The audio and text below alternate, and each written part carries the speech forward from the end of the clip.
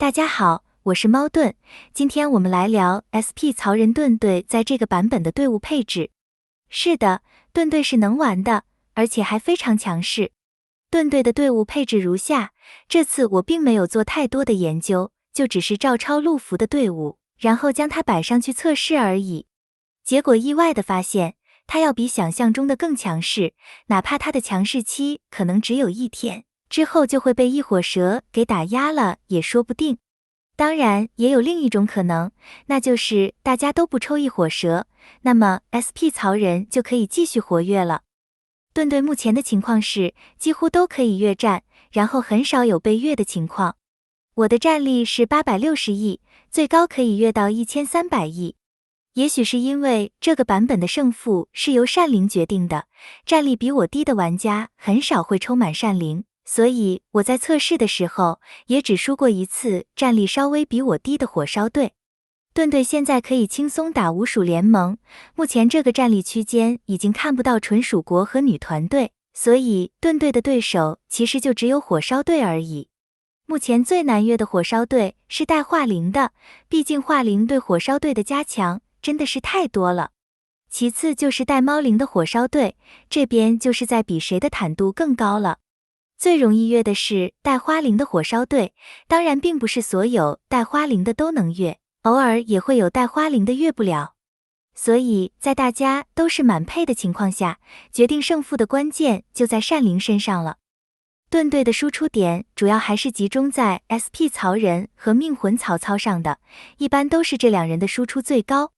SP 司马懿、命魂法正和 SP 诸葛亮则偶尔也会有很高的输出。唯一完全没有攻击力的就是命魂许褚了。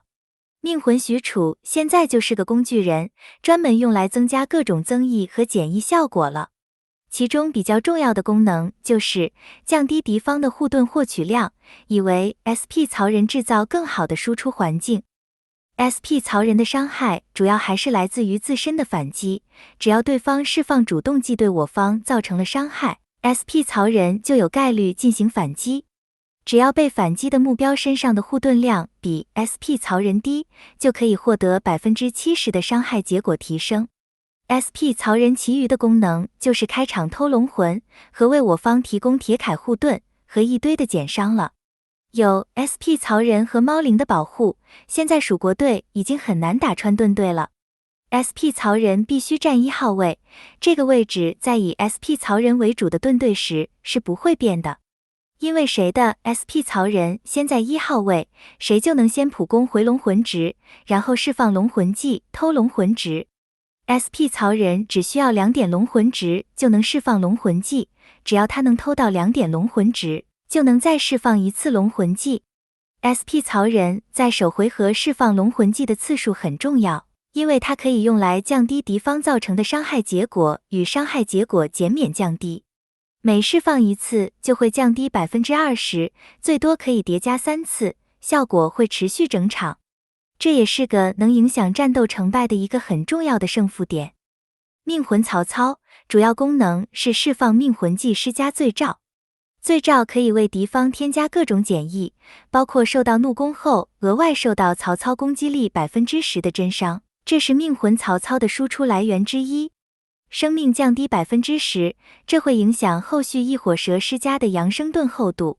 怒攻后眩晕，攻击时失手，增减伤与最终增减伤降低，这些都是很重要的效果。命魂曹操还能提供光环，提升格挡率和灵虫减伤，这个在异火蛇登场后就有用了。恢复命魂值，只要魏国或群雄武将每成功施加3次异常状态，就能恢复10点命魂值。更重要的是，释放命魂技后，还会使我方施加的异常状态全部升级为衰弱状态，持续2回合。这对于触发异火蛇的共鸣既有很大的帮助。最后就是提供我方对不少于4个罪兆的武将造成伤害时，也会造成真伤的功能了。这也是命魂曹操的伤害来源。异火蛇的到来对命魂曹操是有好有坏，好的是命魂曹操的衰弱能触发异火蛇的共鸣技，坏的则是异火蛇的衰弱抗性可能会影响施加罪兆的成功率。SP 诸葛亮就比较特别了，因为这次使用的是黄月鹰羁绊。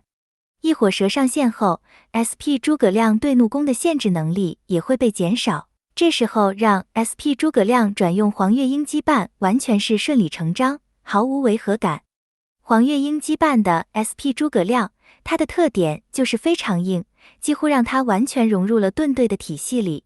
羁绊给了他被击退时可以消耗1层星辉来满血复活的能力，而且一场战斗还可以触发6次，只要身上的星辉不少于1层就可以触发，完全就是高级版的水镜。黄月鹰羁绊的 SP 诸葛亮，不同的地方还有一火和无火的效果。黄月鹰羁绊的 SP 诸葛亮，一火不会有免疫冰封和撞飞的效果。SP 诸葛亮也无法靠其他武将恢复怒气来恢复星辉，这个影响不大，因为 SP 刘备和没有专武的公孙瓒现在几乎都不会出场了。不过如果盾队太多，蜀国队还是可以上 SP 刘备的，所以还是要看整体环境来决定有没有 SP 刘备。黄月鹰羁绊的一火能力只是让 SP 诸葛亮的龙魂既会附带自身攻击力 40% 的真伤，然后只要 SP 诸葛亮每被击退一次，复活时都会提升自身 20% 最终闪避率和暴击伤害，然后释放一次怒弓反击对手。在黄月鹰羁绊的加持下， SP 诸葛亮会提升 30% 的暴击和破甲伤害，而且怒弓和龙魂技必定会暴击，所以 SP 诸葛亮的怒弓和龙魂技是会有一定的伤害的。无火被动，黄月鹰羁绊的 SP 诸葛亮是无法消耗星辉来使队友怒弓的，他的星辉只能用来复活自己。不过这项能力在盾队里也不那么重要，因为 SP 司马懿和 SP 曹仁都有自己的反击机制，命魂曹操和命魂法正也有自己的释放怒弓机制，加上异火蛇的机制，所以即使不靠 SP 诸葛亮的机制来释放怒弓，其实也没什么问题。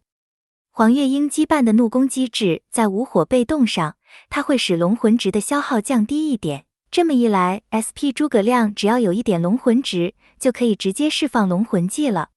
所以黄月鹰羁绊的 SP 诸葛亮也是目前唯一一个可以开局先释放龙魂技，借此逃过被 SP 曹仁吸取龙魂值的武将。SP 诸葛亮释放龙魂技后，就会使我方随机武将释放一次必定会暴击，而且还会附带 SP 诸葛亮 40% 攻击力真伤的怒弓，每回合可以触发3次。无火最后还有个，在前2回合中，使敌方武将每2次释放目标大于3的怒弓后，造成的伤害结果降低 70% 的能力，最多叠加3层。释放普攻或龙魂技后会解除，这也是很强大的减伤能力。SP 诸葛亮的站位可以3号，也可以4号，我自己的测试是外站4号位更稳。命魂法正就是提供各种减伤和增伤，这边就不多说了。SP 司马懿则是工具人，这次用的是钟会羁绊，主要是一火可以为自身提供获得护盾时驱散和免疫下一次控制的能力。若自身的护盾值超过最大生命值 30%， 能力范围还会扩散至相邻武将。所以 SP 司马懿要站后排来保住护盾值，站5号位，尽量去覆盖更多的队友。这也是为了降低不使用姜维羁绊的 SP 诸葛亮后，队伍会失去一些免控上的损失。虽然现在 SP 司马懿用的是钟会羁绊，但也不排除异火蛇上线后SP 司马懿会改玩张春华羁绊灵宠神兵流的可能性。如果没有 SP 司马懿的玩家，也可以用 SP 关羽来代替，偶尔会有奇效，但稳定性还是会比 SP 司马懿差一些的。灵宠方面，主战风伯之后可能就异火蛇了，助战饕餮和水猴子，没有水猴子就换香柳。其实2个效果都差不多，只是水猴子会稍微稳一点而已。之后可能就是风伯和饕餮了。命魂顺序：曹操、法正、许褚。善灵是猫灵，没有下位替代。化灵还没满，所以我也没测试，等异火蛇出来后再一起试新阵容吧。战魂战灵大概是这样，没有严谨的测试，大家也可以按自己的那一套来。明天异火蛇就会上线，对盾队的影响也是有好有坏，就看哪个影响更大了。搞不好异火蛇上线后，最强的队伍会是火盾也说不定。好了，今天的视频就分享到这里，感谢大家的收看，我们下期再见。